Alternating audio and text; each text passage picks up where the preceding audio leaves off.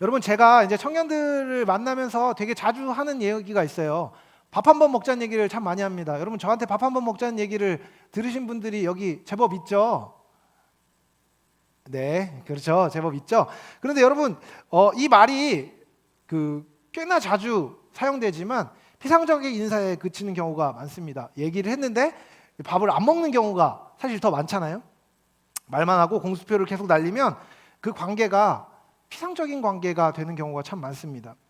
그런 의미에서 제가 밥 한번 먹자고 했던 청년들 주저하지 마시고 저한테 먼저 얘기해 주시고, 그리고 저도 얘기해서 연락하고 날 잡자고 할 때 제발 피하지 마시고 같이 밥 먹고 교제할 수 있으면 좋을 것 같아요. 우리 관계가 피상적인 관계가 되면 안 되잖아요. 여튼 여러분, 피상적인 관계에 여러분 크게 마음을 두십니까? 거의 신경을 쓰지 않죠. 왜냐하면 어떤 사람과 맞는 피상적인 관계에서는 얻을 수 있는 게 없기 때문입니다. 감정의 교류에서 오는 기쁨이나 삶이 나눠지는 것, 혹은 배움, 혹은 유용한 정보, 그 어떤 것도 사실 피상적인 관계에서는 얻어지기가 쉽지 않습니다. 가치 있는 것을 얻을 확률이 거의 0에 가깝다는 것이죠. 그러면은 그런 관계에 대해서 우리가 기대를 하지 않게 됩니다. 진짜 가치 있는 관계는 사실은 심층적인 관계고 상호 간의 책임이 오고 가는 관계입니다. 마음과 마음을 나누는 진실된 관계 말이지요. 여러분, 이렇게 진실된 관계를 맺으려면 어떻게 해야 할까요? 옆에 있는 사람과 진실된 관계를 맺으려면 여러분 어떻게 해야 돼요? 고개를 절레절레 흔들지 말고 여러분, 옆에 있는 그 사람하고 여러분 관계가 맺어지기 위해서, 진실된 관계가 되기 위해서 여러분 어떻게 해야 되죠? 시간을 같이 보내고, 그렇죠? 정보가 오고 가고 마음이 오고 가고, 또 여러분 솔직히 옆에 있는 사람한테 돈도 써야 됩니다. 그렇죠? 밥도 사주고, 그리고 밥도 얻어 먹고, 때로는 뭐 신세도 질 수 있고, 도움도 주고 도움도 받을 수 있는 관계, 그게 진짜 좋은 관계 아니겠습니까? 그런 관계를 위해서는 상호 간에 진실함도 있어야 되고, 호의도 있어야 되고, 헌신도 있어야 되고, 사랑도 있어야 됩니다. 다른 말로 얘기하면 이겁니다. 그 사람과의 관계가 신경 쓰이는 관계, 진지한 태도로 그 사람과 관계를 맺는 것이 필요하다는 것입니다.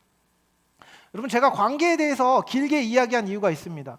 그것은 오늘 함께 나눌 주제가 예배이기 때문입니다.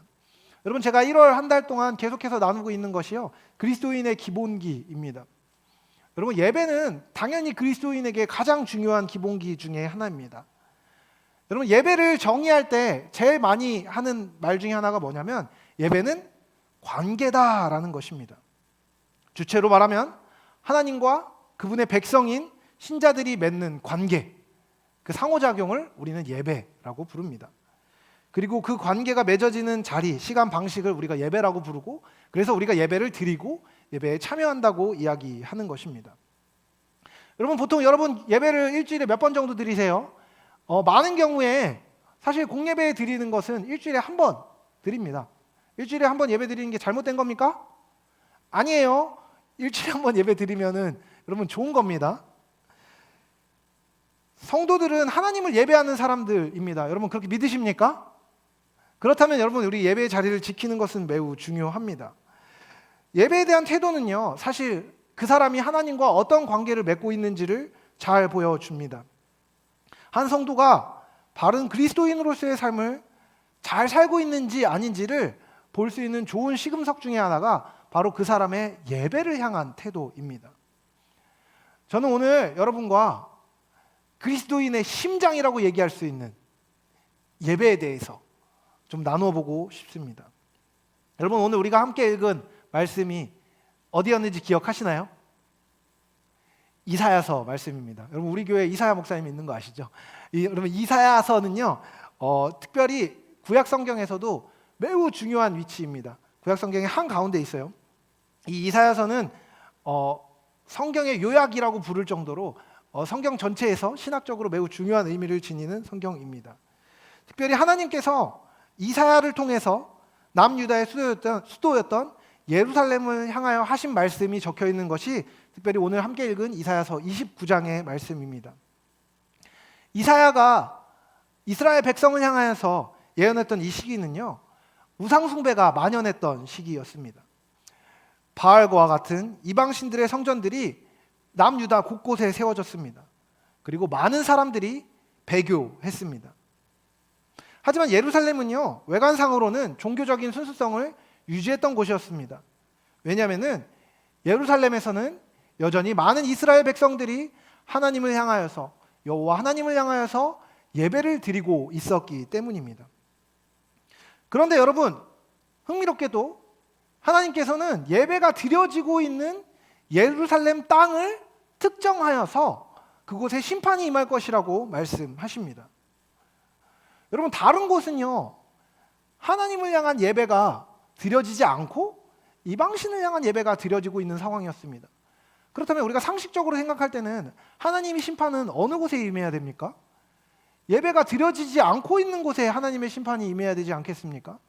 그런데 하나님은 이상하게도 예루살렘을 콕 집어서 그곳에서 심판이 있을 거라고, 그곳을 향해서 내가 심판을 내릴 것이라고 말씀하십니다. 여러분, 왜 그랬을까요?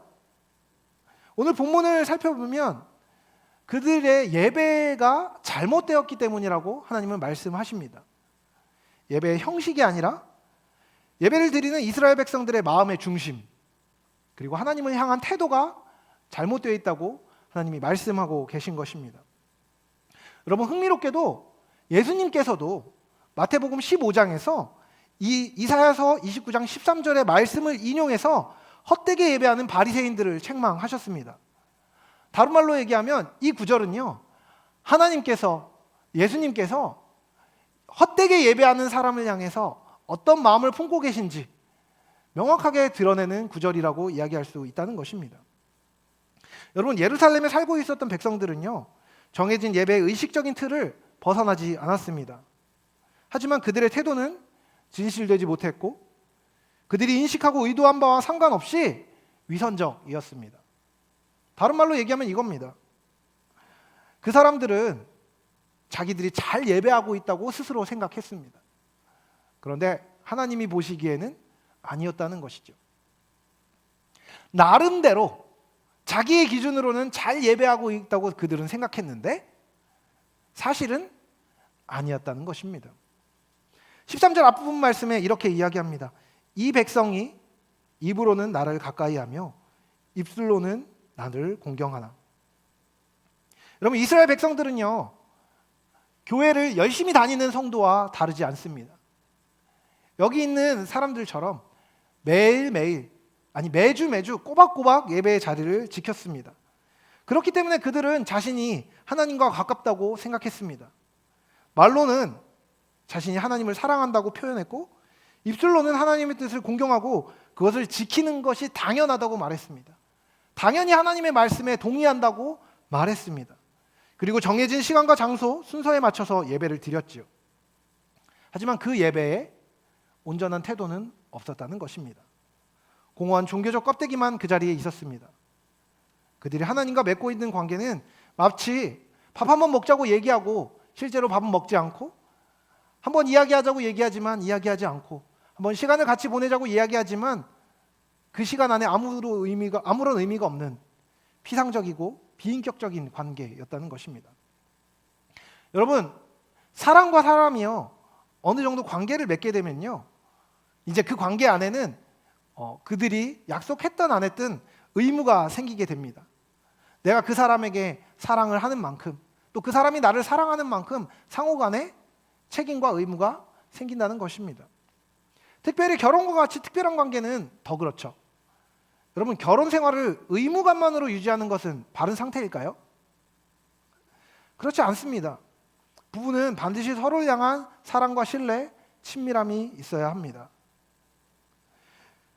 서로를 신뢰하고 지속적으로 관계를 유지하고자 하는 마음과 사랑의 감정, 신실함이 있어야 하는 것이죠. 언약으로 묶여 있어도 의무만 이행하는 관계는 사실 참되다고 이야기하기는 쉽지 않습니다. 그런데 본문이 말하고 있는 하나님과 이스라엘의 관계가 이와 같았습니다. 이스라엘은 신랑이신 하나님을 향해 무관심한 신부였던 것이죠.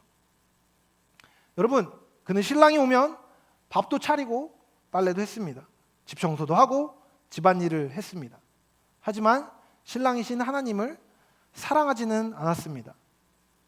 신랑의 마음과 생각은 그에게 고려의 대상이 아니었죠. 신랑을 향한, 하나님을 향한 애정과 신뢰는 없고 친밀한 교제는 더더욱 없었습니다. 신랑이신 하나님은 계속해서 친밀한 관계를 원하고 사랑을 쏟고 관심을 쏟고 그 삶을 향해 손을 내밀었지만 신부인 이스라엘은 그 하나님의 마음을 외면했습니다. 입으로는 부부관계가 아무 문제가 없다고 하지만 속으로는 골마버린 쇼윈도 부부처럼 하나님과 이스라엘의 관계는 이스라엘의 죄로 말미암아 싸늘하게 식고 무가치한 것으로 전락해버리고 말았습니다. 그것이 예루살렘에 살던 이스라엘 백성들의 예배의 상태였고 하나님과의 관계의 상태였던 것입니다.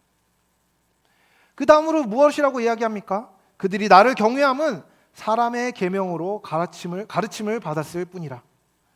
여러분, 이스라엘 백성이 하나님을 경외하기는 했다고 되어 있습니다. 그리고 그것은 사람의 계명으로 가르침을 받았을 뿐이라고 이야기합니다. 여러분, 경외한다는 말은 두려워한다는 말입니다. 다른 말로 얘기하면 하나님을 무서워하기는 했다는 것입니다. 여러분, 그들은 왜 하나님을 무서워했습니까? 그들은 저기 멀리에 혹시라도 자기를 벌할 수 있는, 하지만 자기와는 큰 상관이 없는 허망한 신이 있다고 믿기는 했다는 것입니다. 참되고 생동감이 있는 사랑과 기쁨의 관계가 그들과 하나님 사이에는 없었다는 것이죠. 그들에게 하나님은 구체적이고 인격적인 아버지가 아니라 막연한 두려움의 대상, 그리고 예배하지 않으면 찜찜한 의무의 대상, 종교적 의무감의 대상일 뿐이었다는 것입니다. 그들에게 예배는 규칙으로 내려온 전통이었습니다. 이전부터 계속해서 반복해왔던 루틴이기 때문에 예배를 드리지 않을 수는 없었지만 그 예배의 마음과 생각, 삶, 정신 같은 것들을 실지는 않았다는 것이죠. 그와 같은 상태가 계속되었을 때의 결과를 하나님은 이렇게 말씀하십니다. 그들 중에서 지혜자의 지혜가 없어지고 명철자의 총명이 가려지리라. 여러분, 하나님과 마음이 멀어진 이스라엘 백성 중에서 지혜가 상실되고 총명이 가려졌다고 하나님은 명확하게 말씀하십니다. 여러분, 지혜라고 번역된 히브리어는요, 사실 모든 생각을 말합니다. 지식을 획득하고 물질을 지각하는 정신의 모든 활동을 지혜라고 성경은 이야기합니다. 그리고 총명이라는 단어는 사물과 사태에 대한 분별력을 이야기합니다. 여러분, 하나님을 멀리하니까 그들이 분별력과 상황을 제대로 지각하는 능력을 잃어버렸다는 것입니다. 왜 그럴까요? 사실 여러분, 이것은 당연한 것입니다. 왜냐면요, 만물을 창조하신 분이 하나님이시기 때문입니다. 참된 지혜는 하나님을 신뢰하고 의지하는 가운데 그분의 성품과 뜻을 알아서 그에 걸맞게 세상을 살아가는 것입니다. 다른 말로 얘기하면 하나님이 계신 것처럼 사는 것입니다. 하나님의 성품을 알고 하나님의 성품에 따라 사는 것입니다. 하나님 앞에서 사는 것입니다. 하나님이 계시다고 생각하고 살면요, 내 앞에 놓인 것을 어떻게 판단하고 내 앞에 놓인 상황 가운데 어떻게 행해야 될지가 정해진다는 것입니다. 하나님이 살아계시기 때문에 그 하나님의 사심 앞에 사는 것이 지혜이고, 살아계신 하나님 앞에서 사물과 상황을 향해 분별하는 것을 총명이라고 성경이 이야기합니다. 근데 여러분, 하나님이 살아계시지 않다고 생각하고 산다면 당연히 지혜는 있을 수 없는 것입니다. 분별은 있을 수 없는 것입니다. 하나님이 살아계시다고 믿지 않는데, 창조의 질서에 대한 감각이 없는데 세상을 올바르게 인식하고 판단하고 어떤 것을 행해야 될지에 대한 분별의 기준이 있을 수 없다는 것입니다. 다니엘서의 말씀처럼 대저 하나님을 아는 백성은 강하여 용맹을 발할 것이지만 하나님을 알지 못하는 자는 분별하지 못하기 때문에 강할 수도 없고 용맹을 발할 수도 없고 올바른 길로 갈 수도 없다는 것입니다. 여러분, 오늘 본문은요, 하나님 앞에서 드려지는 우리의 예배가 어때야 되는지를 명확하게 보여줍니다.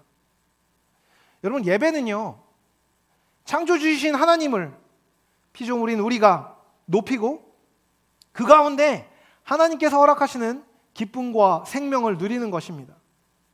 인간은 예배하기 위해 지어진 존재이며 예배를 통해서만 삶의 의미를 찾을 수 있습니다.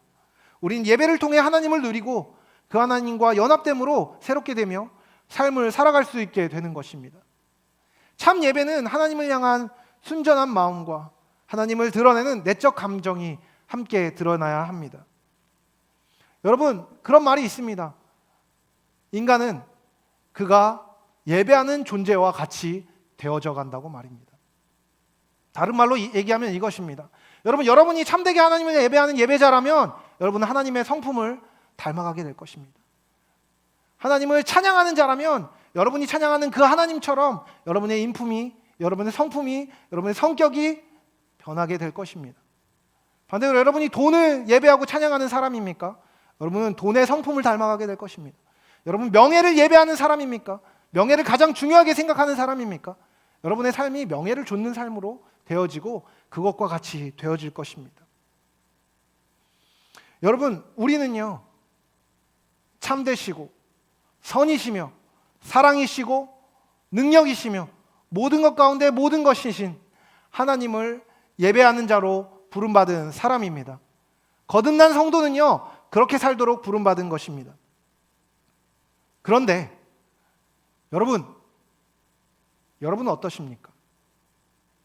여러분은 왜 예배하십니까?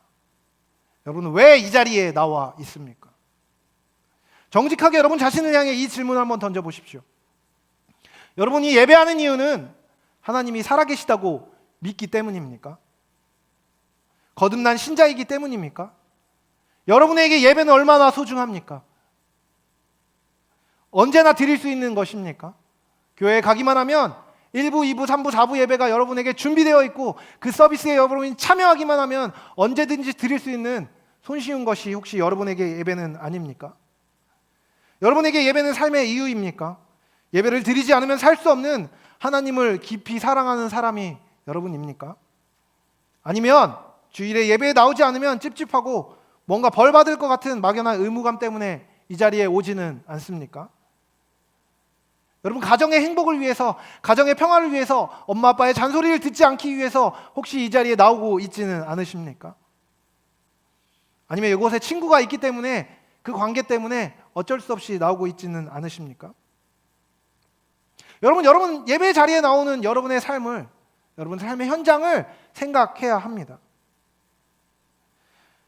여러분이 아무 생각 없이 이 자리에 앉아 있다면 여러분 죄송한 말씀이지만 이곳에서 보내는 한 시간의 시간은 여러분에게 아무 쓸모없는 시간이 될 수 있습니다.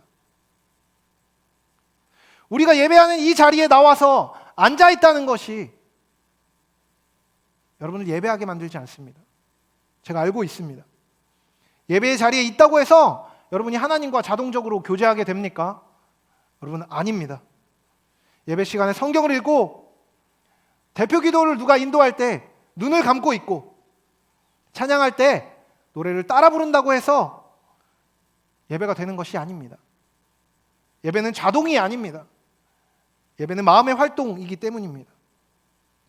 마음으로, 영으로 살아계신 하나님 앞에 서서 그분께 영광을 돌리고 영으로 그분과 교제하지 않으면 그것은 예배가 아닙니다.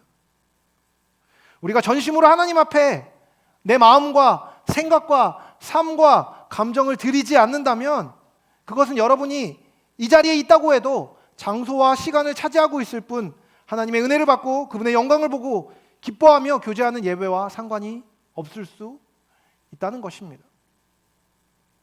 여러분 우리의 예배는 지금 우리가 여기서 30-40명이 모여서 예배하는 우리의 예배는요, 하나님께서 받으실 만한 예배입니까? 우리의 마음은 하나님이 기뻐하실 만한 마음입니까? 여러분, 오늘 이 자리에 하나님을 만나기 위해 오셨습니까? 참으로 한 분이시며 삼위이시며 거룩하신 하나님, 우리의 창조주이시자 구원의 완성자이시며 우주 만물의 주인이신 하나님을 만나기에 합당한 마음으로 이 자리에 오셨냐고 저는 묻고 있는 것입니다. 그분을 만나기 합당한 태도를 우리가 갖고 있습니까?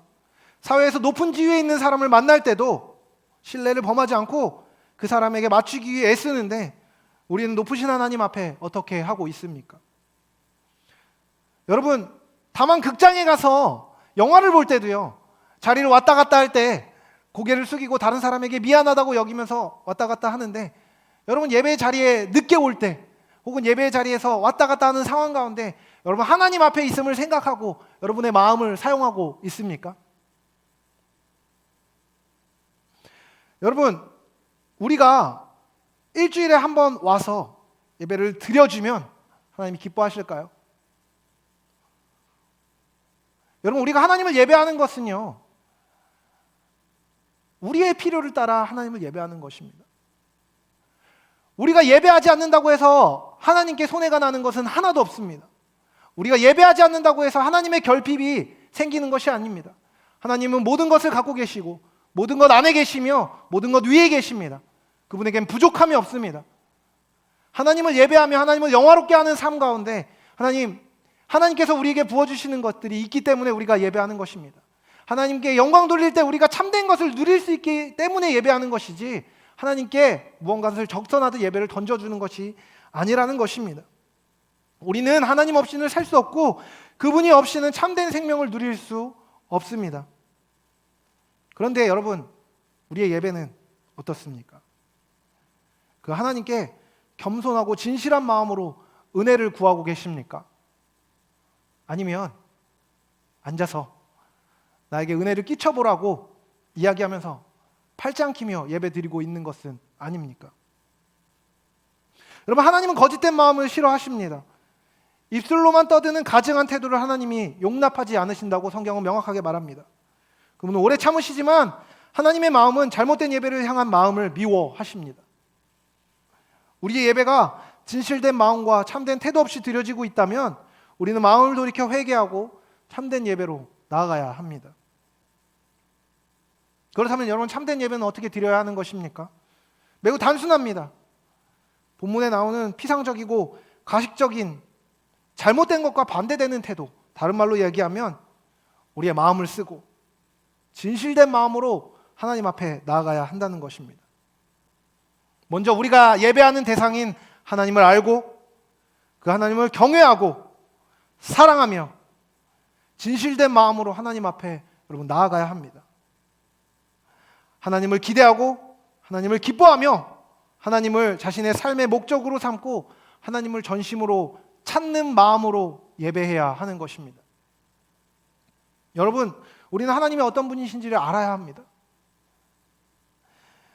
피상적이고 상투적으로 하나님을 아는 것이 아니라 정말 우주 만물의 창조주이시며 우리의 구원을 완성하신 그 위대하고 크신 하나님을 여러분의 삶, 우리의 삶, 나의 삶 가운데 구체적으로 알아야 합니다. 우리가 이 자리에 와서 만나야 하는 분은요, 우리를 만나시겠다고 약속하신 분은요, 모든 것을 가진 분이십니다. 그것은 세상의 모든 권력자와 모든 부귀를 갖고 있는 사람과 모든 명예와 인기를 가진 사람들이 갖고 있는 모든 것을 합한 것보다 더 크고, 그 사랑은 우리에게 실제적으로 역사하는 것입니다. 그렇기 때문에 우리는 하나님을 향해 경외함과 사랑을 가지고 서야 합니다. 그분을 있는 그대로 인정하는 것입니다. 여러분, 그런 하나님 앞에 나아가기 앞서서 우리는 우리 스스로를 바라보아야 합니다. 우리가 얼마나 작은 존재인지, 우리가 얼마나 죄와 허물로 가득한 존재인지를 직면해야 합니다. 그리고 주님 앞에 회개하고 깨끗한 마음을 구하며 주님 앞에 나아가야 합니다. 그때 비로소 크신 하나님께서 작고 작은 나의 삶 가운데 오셔서 나의 삶 가운데 당신의 크심을 드러내실 수 있는 분이시라는 것을 경험하게 되고, 그로 말미암아 우리의 작음이 오히려 하나님의 크심 앞에 기쁨과 감사의 제목으로 변화될 수 있는 것입니다. 여러분, 그 크신 하나님께서, 그 크고 놀라우신 하나님께서 영광 가운데 계시고 우리와는 존재가 다르신 그 놀랍고 크신 하나님께서 작고 작은 우리를 얼마나 사랑하시는지, 우리를 얼마나 존귀하게 여기시는지, 우리 스스로가 볼 때 너무나 비참하고 연약하고 죄 가운데 있는 사람이지만 그런 나를 사랑하시어서 당신의 모든 것을 주시고 그 모든 것을 누리게 하시는 하나님의 영광을 알고 바라보게 될 때에 그때 비로소 우리는 하나님을 참되게 예배할 수 있게 되는 것입니다. 여러분, 그 예배가 다른 누군가의 예배가 아니라 나의 예배, 우리의 예배, 여러분의 예배가 되기를 다시 한번 축복합니다. 여러분, 저는 오늘 말씀을 준비하면서 그런 생각을 했습니다. 여기 있는 사람들이 하나님을 전심으로 예배하는 것이 얼마나 기쁜지에 대해서 다시 한번 아는 시간이 되었으면 좋겠다는 생각을 했습니다. 여러분, 옛날에 잘 나간 적 있으십니까?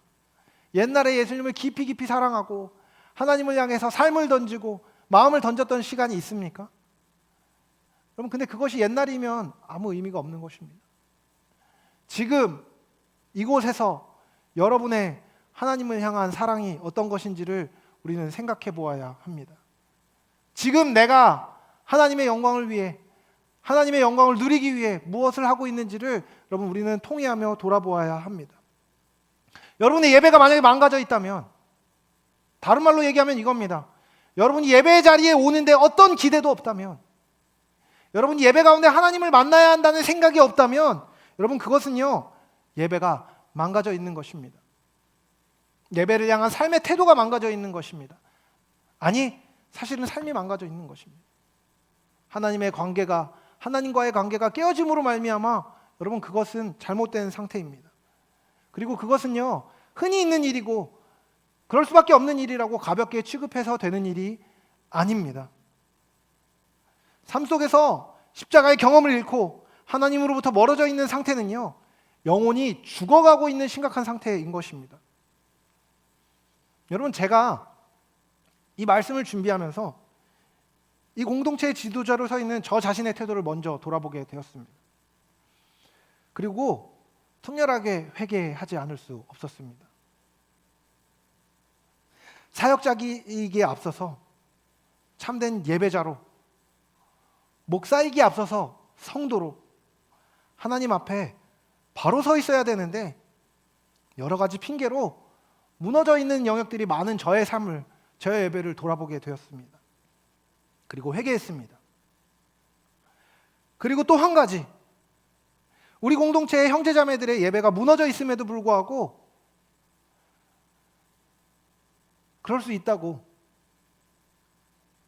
얘기했던 저의 태도에 대해서 회개했습니다.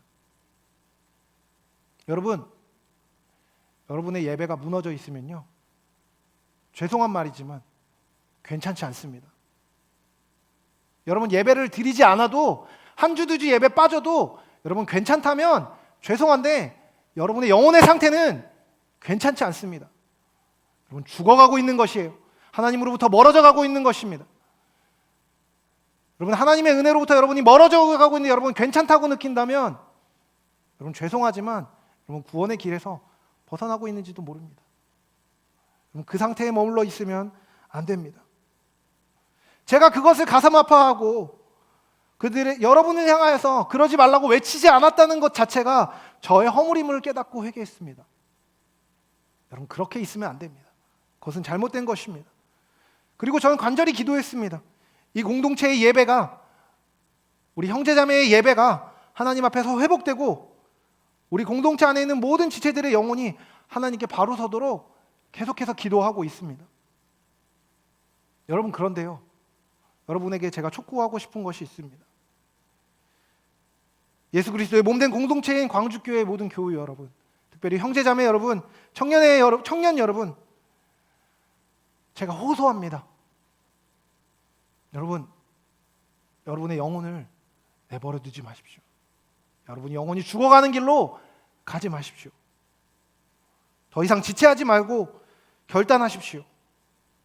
세상의 빛과 소금의 사명은요, 여러분의 눈에 보이는 성취로 이루어지는 것이 아닙니다. 오직 하나님을 알고 그 하나님의 뜻에 따라 순종하는 순결한 백성의 삶의 울림을 통해 이루어지는 것입니다. 다른 말로 이야기하면 이것입니다. 여러분이 예수 그리스도를 믿고 예수 그리스도를 따르는 삶을 살지 않는다면 그 자체로 그리스도인의 삶을 살고 있지 못한 것이며 그것은 영혼이 죽어가고 있는 것입니다. 그 삶의 울림을 위하여서 거룩하고 성결한 삶을 위하여서 절대로 포기할 수 없는 것이 있는데 그것이 바로 예배입니다. 하나님을 아는 것입니다. 하나님을 만나는 것입니다. 하나님을 경험하고 그 하나님의 뜻을 알고 뜻을 구하고 뜻이 임할 때까지 엎드려 기도하고 그분의 영광을 찬양하는 것, 그분을 구하는 것, 그분을 추구하는 삶의 태도, 그것이 바로 예배인 것입니다. 그리고 그 예배를 통하여서 생명을 경험하는 것을 우리는 타협해서는 안 됩니다. 부디 예배하는 마음의 태도를 새롭게 하십시오. 여러분이 하나님을 경외한다면, 아니 하나님이 계시다는 것을 여러분이 인정하는 신자라면 그 하나님 앞에 두렵고 떨림으로 서서 그분의 은혜를 구하십시오. 그리고 그분의 사랑의 초청에 응답해서 하나님과의 친밀한 관계에 대한 사모하는 마음을 구하십시오. 몸과 마음, 감정과 생각까지도 모두 하나님께 온전히 드리기로 결단하고 순종하십시오. 그것이 하나님이 진짜 원하시는 예배자의 태도입니다. 여러분, 새 마음과 새 뜻으로 하나님께 헌신하고 피상적이고 일방적인 관계를 벗어버리고 새로운 예배로 나아가십시오. 하나님의 은혜를 깊이 경험하게 될 것입니다. 그리고 그곳 가운데 하나님께서 여러분을 인도하시는 것을 경험하게 될 것입니다. 여러분, 저는요, 여러분에게 이 예배의 자리에 나와서 무언가를 하라고 요구하고 있는 것이 아닙니다. 어떤 눈에 보이는 그 전에 하지 않았던 어떤 행동을 하라는 것이 아닙니다. 여러분, 조용히 찬양하고 있던 사람에게 갑자기 앞에 나와서 방방 뛰며 찬양하라는 것이 아니고요. 갑자기 막 열심히 막 목소리를 크게 내서 기도하라고 얘기하는 것이 아닙니다. 오히려 여러분의 마음이 하나님을 향해 살아있느냐고 묻고 있는 것입니다. 살기 원하냐고 묻고 있는 것입니다. 살아있는 그 예배를 드리는, 그리고 그 회복된 예배로 말미암아 기쁨을 누리는 저와 여러분이 되길 다시 한번 사랑하는 주님의 이름으로 축복합니다.